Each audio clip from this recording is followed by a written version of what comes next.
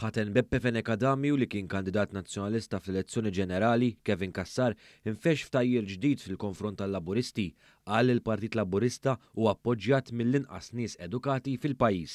F'artiklu li kiteb Kassar sostna li mbagħad il-Partit Nazzjonalista gawdi l-appoġġ minn aktar nies li marru l-università. Fl-istess ħin f'sentiment ta' disprament infexxi attakka lil dan l-istazzjon u l-Kamra tal-Aħbarijiet tiegħu.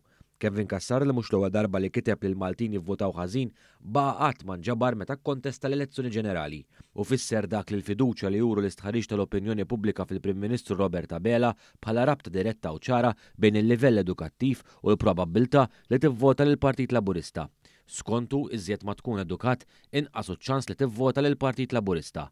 F'artiklu ieħor fuq is-sit tal-Midja tal-Knisja, Kassar li kien ħareġ mal-Partit Nazzjonalista fi żmien Simon Busuttil kien spiċċa jgħajjar lil dawk li għandhom fiduċja fil-Partit Laburista u l-Prim Ministru Robert Abela bħala bċiċen. Dak li ma nġabarx f'elezzjoni ġenerali għax baqa' l-art kien sostna wkoll li l-Partit Laburista ma rebaħx elezzjoni ġusta. Kassar li jikteb l-istess stil tal-esponenti tal-establishment kien anke kontra l-ex kap Adrian Delija u favur Bernard Grek li ddefendih minn dan sar jew għamluh kap tal-Partit Nazzjonalista.